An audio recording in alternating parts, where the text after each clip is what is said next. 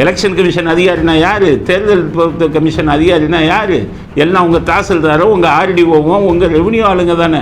ஓட்டை என்ன போகிறது யார்? தமிழ்நாடு அரசு ஊழியர்கள் தானே. அப்போ அதில் தில்லுமுள்ளு பண்ணுறதா இருந்தால் உங்களால் தானே பண்ண முடியும். பெரிய மகா யோகியர்கள் மாதிரி அதில் தில்லுமுள்ளு இருந்துக்குன்னா புகார் கொடுக்குறேன்னா என்ன அர்த்தம்? திருடனே.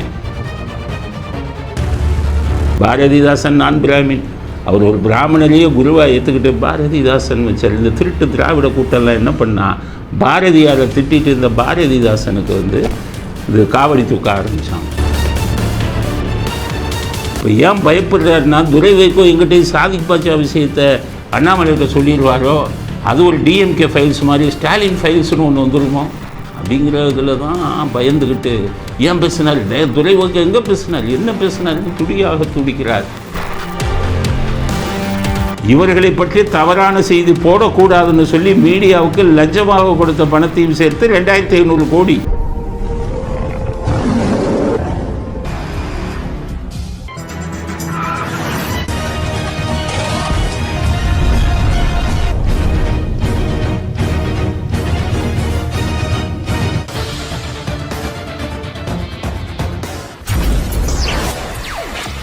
வணக்கம்.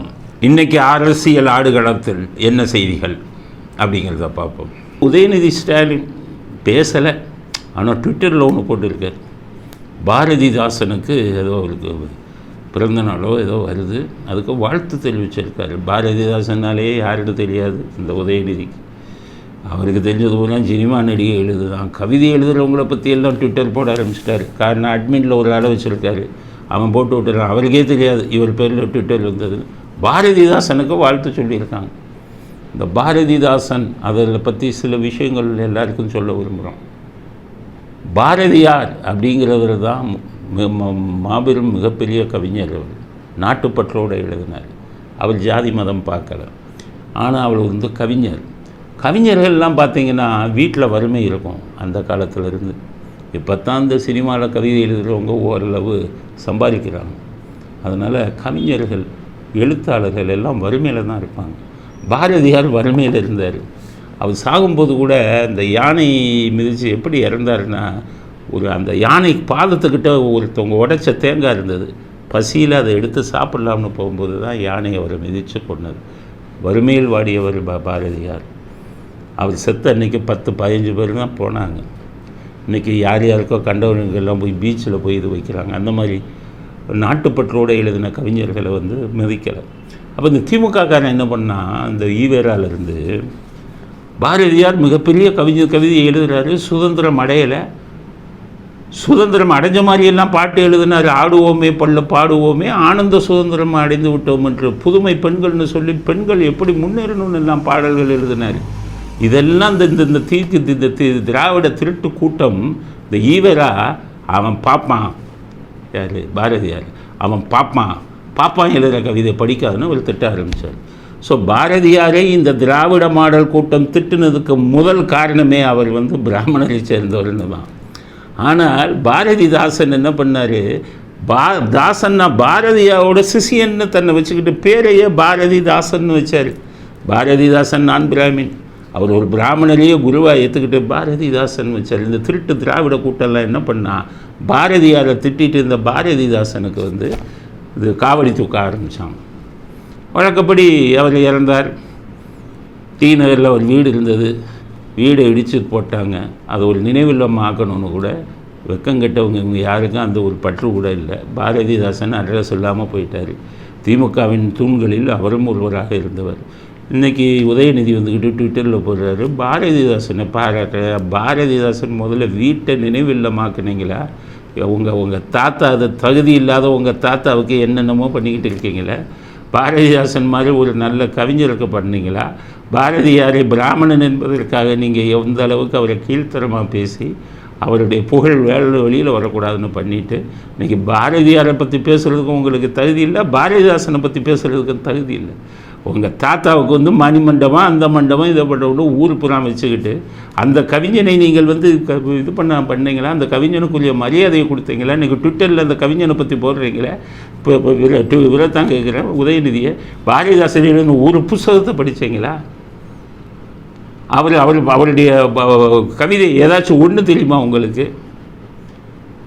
மிக எளிமையானதில் எழுதினவர். தலைவாரி பூச்சூடி உன்னை பாடசாலைக்கு போய் என்று சொன்னால் உன் அன்னை, சிலை போல ஏன் அங்கு நின்றாய், நீ சிந்தாத கண்ணீரை ஏன் சிந்துகின்றாய், மலைவாழை அல்லவோ கல்வி, நீ வாயார உண்ணுவாய் போய் என் புதல்வின்னு சொல்லி ஸ்கூலுக்கு பள்ளிக்கு செல்ல மறுத்த சின்ன தன்னுடைய குழந்தையை பார்த்து ஒரு பெண் பாடுகிற பாட்டை எவ்வளவு எளிமையாக பாடினார் பாரதிதாசன்.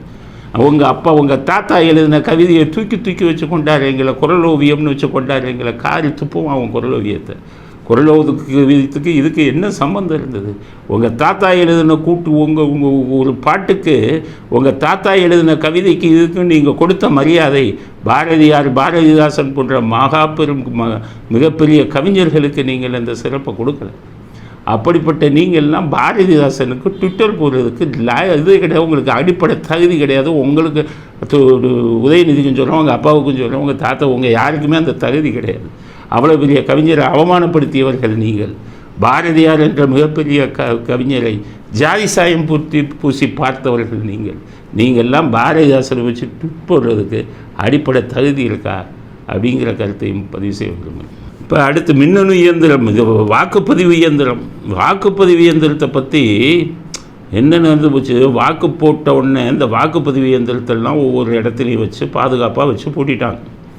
அதுக்கு பாதுகாப்புக்கு வெளியில் போலீஸ், உள்ளுக்குள்ளெல்லாம் அதிகாரிகள் இருக்குது. அதில் 2-3 இடத்துல இந்த செக்யூரிட்டி கேமரா வேலை செய்யலை. உடனே யோகியர்கள் மாதிரி திமுக, இது யோகி நான் சொல்கிறேன், வாக்குப்பதிவு இயந்திரங்கள் வாக்கு எண்ணும் மையங்களில் வச்சுருக்காங்க. இதில் கோல்மால் பண்ணுறதுக்கு, தில்லுமுள்ளு பண்ணுறதுக்கு திமுகவை தவிர ஆள் இல்லை, வேறு எவனும் அந்த வேலை பண்ண மாட்டான். அது ஏதோ செக்யூரிட்டி கேமரா ஆஃப் ஆகிருக்குன்னா அது திமுககாரன் தான் பண்ணியிருப்பான். யோகியர் மாதிரி ஸ்டாலின் போய் எங்கே கொடுக்குறாரு, புகார் கொடுங்க சொல்லுங்கன்னு. ஏதோ தில்லுமுள்ளு நடந்து போச்சான் வாக்குப்பதிவு இயந்திரத்தில்.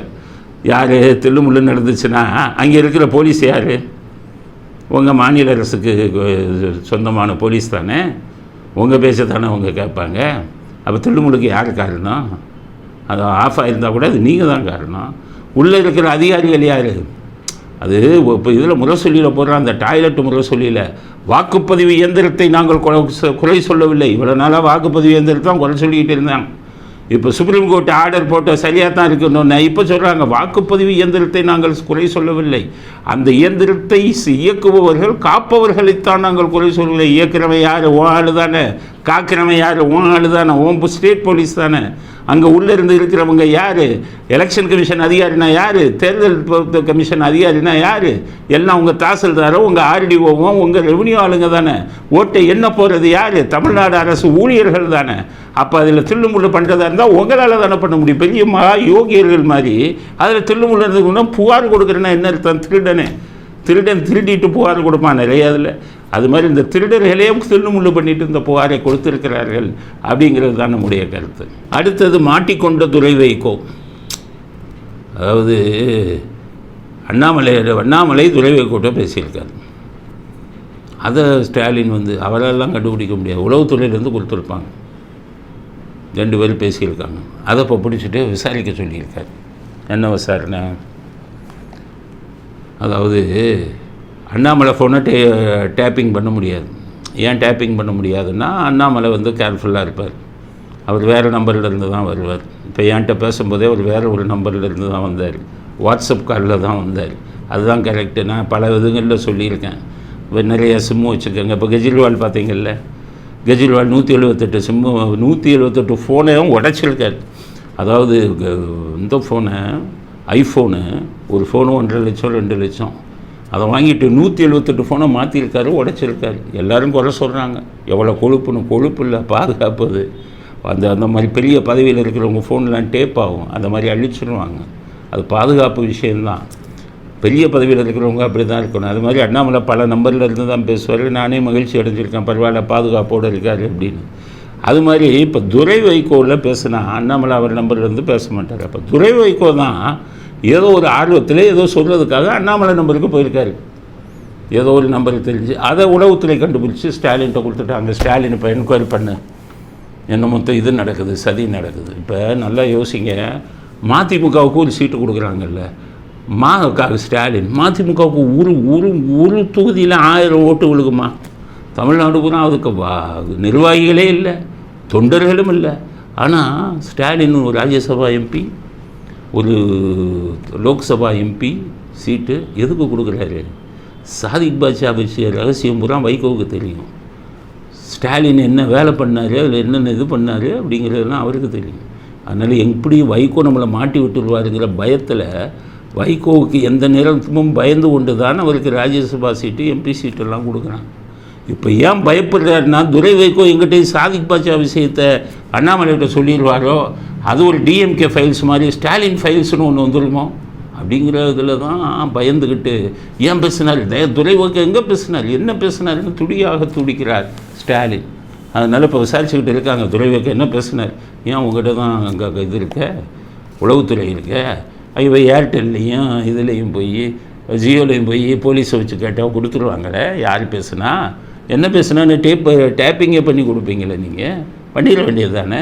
2 பேர் பேசுனதோட டேப்பிங் ஆயிருக்கும்ல, அதனால் பார்க்க வேண்டியது தானே. வாட்ஸ்அப்பில் பேசுனா அவங்களால முடியாது அப்படின்ட்டு இப்போ வாட்ஸ்அப்பில் பேசுகிறது எங்கள் பண்ண ஆரம்பிச்சிட்டாங்க. அதுக்கு நிறைய வழிகள் இருக்குது, அதை வச்சு கண்டுபிடிக்க வேண்டியது தானே. அதை விட்டுட்டு துடியாக துடிக்கிறார். இல்லைன்னா என்ன துரை வைகோ அண்ணாமலைகிட்ட பேசுகிறதுன்னு ஒரு பெரிய செய்தியா? ஏன் துடியாக துடிக்கிறார்?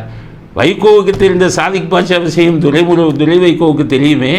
துரை வைகோ சொல்லிடுவாங்க, நம்ம மறுபடியும் இது என்னென்னுமே சாதிக் பாட்ஷா கதையெல்லாம் வெளியில் வந்தா அப்படின்னு பயத்தின் அடிப்படையில் ஸ்டாலின் அவர் இது விசாரித்து கொண்டிருக்கிறார் அப்படிங்கிற செய்தியும் பதிவு செய்ய விரும்புகிறோம். அடுத்தது, காங்கிரஸில் மீண்டும் வாரிசு அரசியல். ஆரம்பத்திலிருந்து காங்கிரஸில் வாரிசு அரசியல் தான். நேரு போகும்போது அவர் மகளை இந்திரா காந்தியை இது பண்ணிட்டு விட்டாங்க, காங்கிரஸுக்கு தலைவராக போட்டாங்க. அதுக்கப்புறம் அவங்க மந்திரி ஆனாங்க, இது பிரைம் மினிஸ்டர் ஆனாங்க. இந்திராவுக்கு அப்புறம் வந்தார் ராஜீவ்காந்திக்கு அப்புறம் ஆள் கிடைக்கல. அதனால் கொஞ்ச நாள் நரசிம்மராவ் பொம்மையை வச்சுக்கிட்டு இவங்களே ஆதிக்கம் செலுத்தினாங்க. அப்புறம் மன்மோகன் சிங்கிற பொம்மையை வச்சுட்டு இவங்களே ஆதிக்கம் செலுத்தினாங்க. இப்போ கார்கில் அப்படிங்கிற ஒரு பொம்மையை வச்சுட்டு மறுபடியும் வாரிசு அரசியல் ஆரம்பித்து விட்டது. சோனியா காந்தி வந்தாங்க, அதுக்கப்புறம் ராகுல் காந்தி வந்தாங்க, இப்போ பிரியங்கா காந்தியவும் கொண்டு வந்துட்டாங்க பிரச்சாரத்துக்கு. பிரியங்கா காந்தியின் கணவரையும் ராபர்ட் வதாரையும் அரசியலுக்கு கொண்டு வராங்க. ராபர்ட் வதாரே சொல்கிறார், மக்கள் கேட்குறாங்களா அரசியலுக்கு, நான் வரணும்னு. நம்ம சபரீசனை பார்த்து தான் கற்றுக்கிட்டாரு. நம்ம ஸ்டாலின் தான் அதுக்கு குரு. ஸ்டாலின் மருமகனை கொண்டு வந்த வரை காங்கிரஸ்லேயும் ஒரு மருமகன் வருகிறார், அமைதியில் போட்டி போட போகிறாருன்னு ஒரு செய்தி வருது. காங்கிரஸ்காரவங்களுக்கு சொரணை இருந்தால் முதல்ல வாரிசு அரசியலை இங்கே நிறுத்துங்க. எங்களுக்கு தமிழ்நாட்டில் மக்கள் யாருக்குமே சொரணை கிடையாது. அதனால தான் கருணாநிதி காலத்திலேருந்து வாரிசுகளுக்கு நம்ம ஆளுங்கள்லாம் ஓட்டு போட்டுக்கிட்டு இருக்காங்க. மற்ற மாநிலங்களில் இருக்கிறவங்களுக்கெல்லாம் கொஞ்சம் சொரணை உண்டு. அதனால் இந்த மாதிரி வாரிசு அரசியலை குறிப்பாக காங்கிரஸ் அது ஒரு தேசிய கட்சி. கருவர் என்ன சொன்னார்னு கேட்டிங்கன்னா, காந்தி என்ன சொன்னார், சுதந்திரம் சொன்னே காங்கிரஸை கலைச்சிருங்கடானார். ஏன்னா இவங்க பூரா பேரை கெடுத்துருவாங்கன்னார். அதனால் அந்த காங்கிரஸை அப்போவே கலைத்திருக்க வேண்டும். அதை கலைக்காததின் விளைவு இன்று அங்கேயும் வாரிசு அரசியல் திமுகவை போல உருவாகிவிட்டது. இது நாட்டிற்கே ஆபத்து. நம்ம தமிழ்நாட்டு மாநிலத்துக்கு திமுகவால் எப்படி ஆபத்து வந்ததோ அது மாதிரி ஒட்டுமொத்த நாட்டுக்கும் இது மிகப்பெரிய ஆபத்தாக அமையும் அப்படிங்கிறத காங்கிரஸ் தொண்டர்களுக்கு செய்தியாக சொல்ல விரும்புகிறேன். அடுத்து, எய்ம்ஸ் மருத்துவமனை பற்றிய ஒரு செய்தி இருக்குது. அதாவது மதுரையில் எய்ம்ஸ் மருத்துவமனை அமைக்க அடிக்கல் நாட்டப்பட்டது. இந்த திருட்டு திராவிட கூட்டம் வந்ததுலேருந்து எய்ம்ஸ் அமைச்சர்கள்னு சொன்னாங்க, அமைக்கலைன்னு கிண்டல் பண்ணுறது, கேலி பண்ணுறது எல்லாத்தையுமே பண்ணிக்கிட்டு இருந்தாங்க. இப்போ என்னென்னு கேட்டிங்கன்னா, அதில் நம்ம இந்த பாலிடால் உதயநிதி வந்துக்கிட்டு ஒரு செங்கல் எடுத்துகிட்டு போகிற இடம்லாம் தெரியுதா, எய்ம்ஸில் ஒன்று வச்சாங்க, எவனோயே சொல்லி கொடுத்துட்டான், எழுதி கொடுத்துட்டான். இல்லைன்னா பாலிடாலுக்கு இதெல்லாம் ஒன்றுமே தெரியாது. அந்த ஒரு செங்கலை வச்சுக்கிட்டு ஊர் பூரா பண்ணிக்கிட்டு இருந்தார். அப்போ மக்கள்லாம் என்ன நினச்சாங்க, பாஜக ஒன்றும் செய்யலை, அதனால தான் இவருக்கு குறை சொல்கிறாங்கன்னு சொன்னாங்க. அந்த டைமில் தான் நிர்மலா சீதாராமன் சொன்னாங்க, நாங்கள் எப்போவோ ரெடியாக இருக்கோம், அதுக்கு வேண்டிய நிலத்தை எல்லாம் இவங்க தான் கைப்பற்றி கொடுக்கணும், நிலத்தை எதையுமே கொடுக்காமல் உங்ககிட்ட வந்துக்கிட்டு நாங்கள் ஏமாத்துகிறோம் அப்படின்னு சொன்னாங்க. அப்படிங்கிற விஷயத்தை அவங்க பதிவு செஞ்சாங்க. இப்போ செய்தி என்னென்னா, எய்ம்ஸுக்கு மாசு கட்டுப்பாடு வாரியத்திலேருந்து அனுமதி கொடுக்கணும். இந்த மாசு கட்டுப்பாடு வாரியம் இந்த திருட்டு கூட்டத்தில் இருக்குது, திராவிட மாடல் கூட்டத்தில். என்ன பண்ணுறான், மாசு கட்டுப்பாடு அனுமதியை கொடுக்காம டிலே பண்ணுறான்.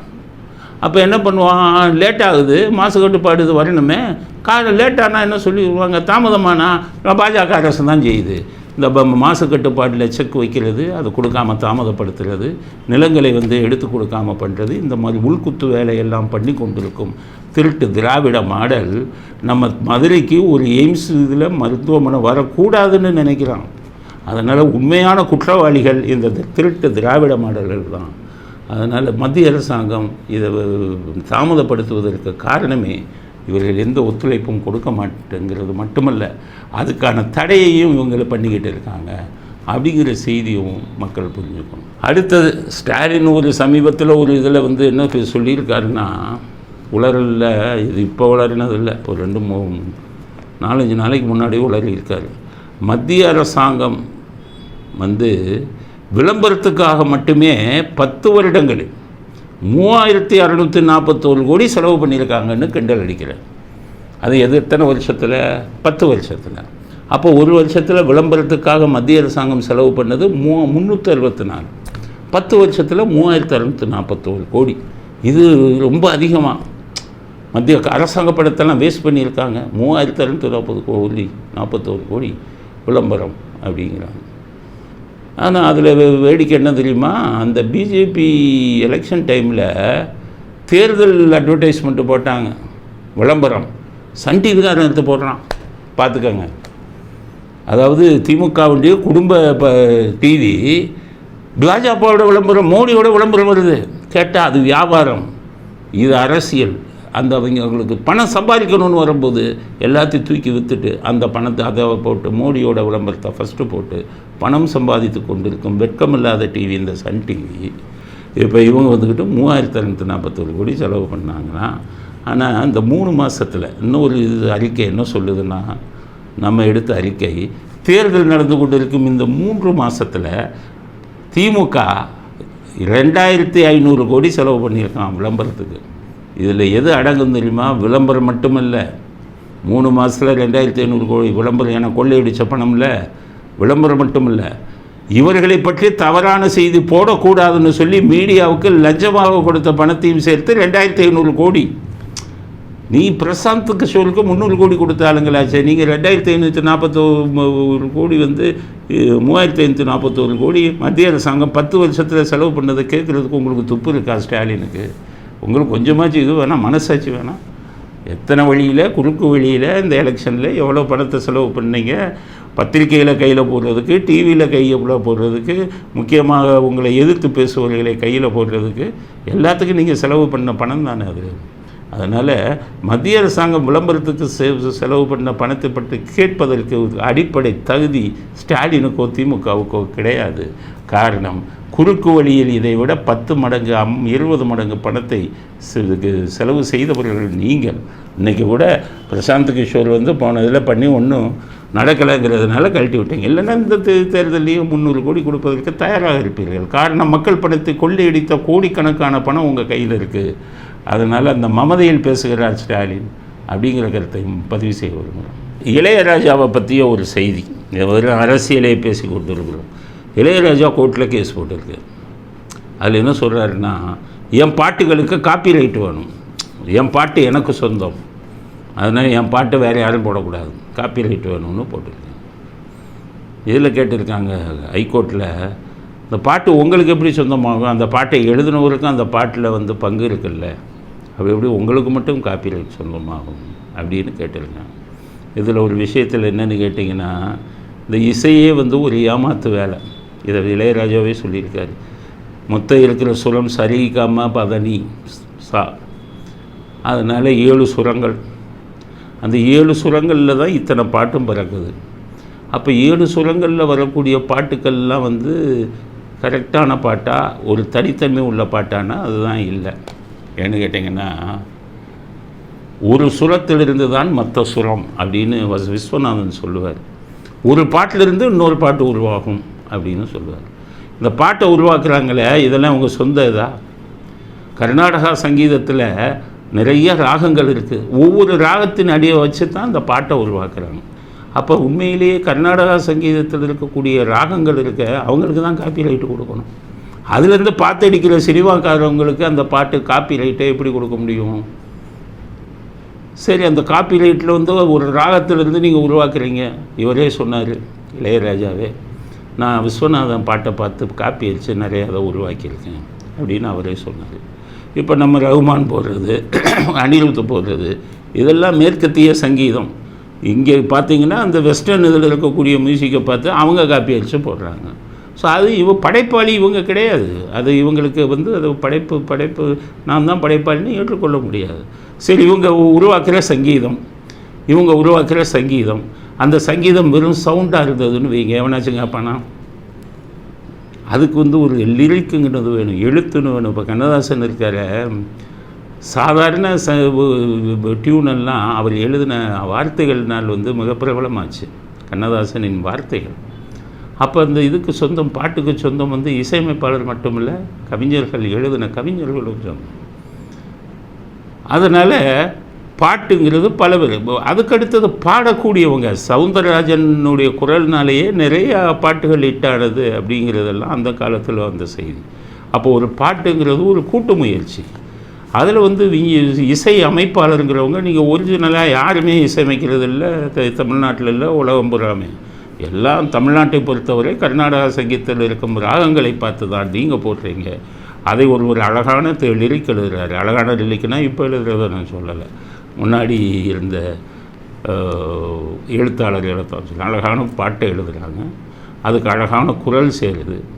இதெல்லாம் சேர்ந்தது தான் ஒரு பாட்டு. இளையராஜா வந்து அவர் வந்து காப்பீடு உரிமை கேட்குறது மிகப்பெரிய தப்பு. அதை கேட்பதற்கு அவருக்கு உரிமை இல்லை. நான் சொன்ன அதே கருத்துக்களை தான் வந்து ஹைகோர்ட்டும் சொல்லியிருக்கு.